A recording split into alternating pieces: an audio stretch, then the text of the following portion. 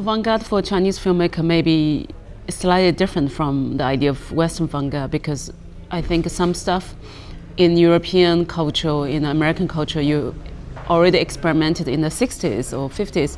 But in China, maybe that were not a part of our avant-garde tradition. So I think coming from a Chinese background, I'm experimenting a certain filmmaking kind of bricolage, mixing the Chinese realism, social realism, but also West European a kind of author cinema combined with this third world political reality.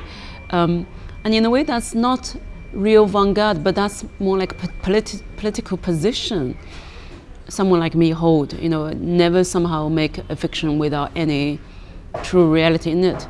Never really make fantasy without bitter social documentary texture in it. But I also never really kind of surrender to mainstream voice. So with my films, because I work as a film director and also most of the time I write novels, and it's funny because you can be a novelist stateless, because I left China, came to London 16 years ago. So I managed to write all my novels in Chinese and English, published in English and in other languages. But that was the income, writing books to support my filmmaking, because as I said, filmmaking cannot be stateless. So you need a state fund or some sort of investment to make films. But I think with my situation, because I left China and then I'm completely a foreigner immigrant in a British or European system, so I don't really get funding from European film fund.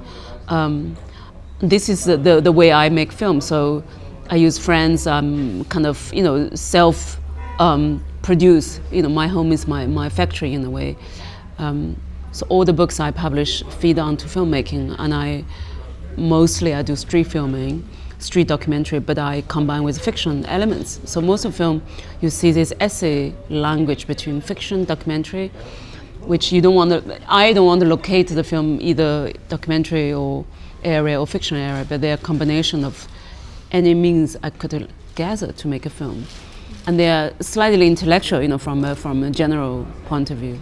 You just, if you are realist or if you someone from China, you can't avoid, you kind of naturally you become political when you try to comment on the reality, especially when you use lots of documentary elements from the street, from real life.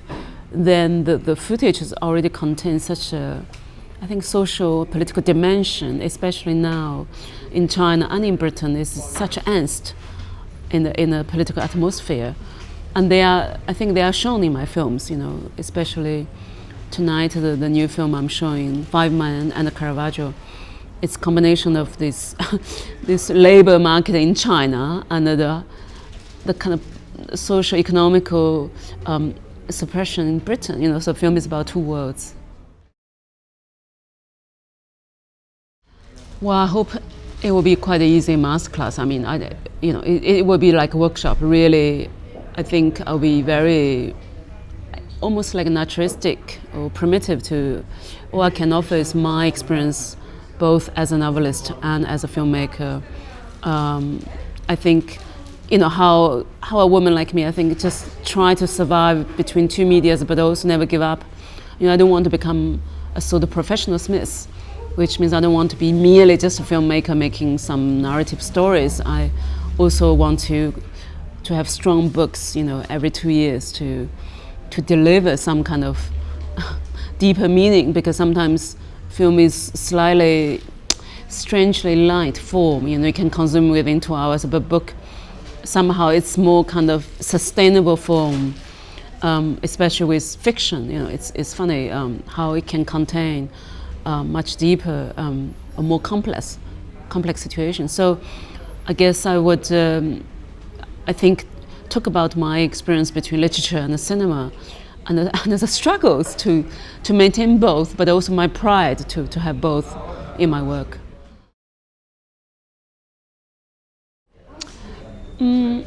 I think it's amazing. An older city like Athens, or an old city like Rome, can have this strong kind of avant-garde attitude, because that's what it's missing in a way.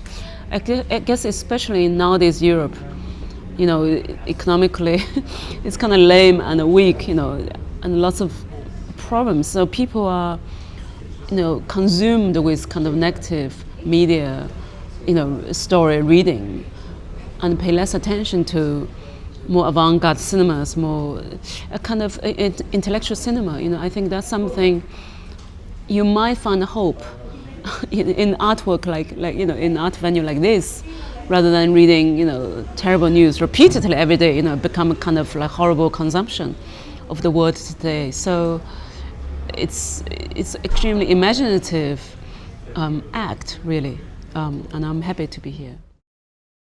As a storyteller, even though I say my films are essay films, but still I'm a narrative storyteller.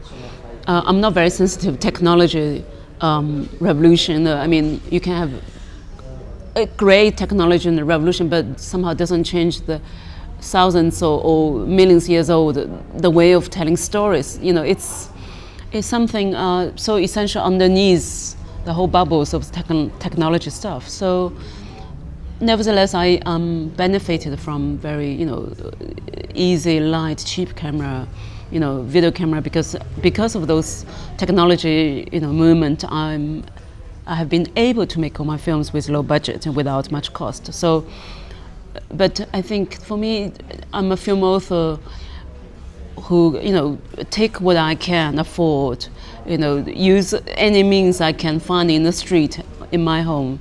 I don't beg a big institution to give me any big funding. So I'm self-sustained in a way as an independent filmmaker.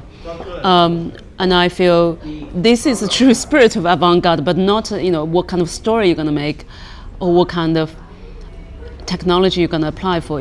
So it's more an author and artist attitude. Truly be independent.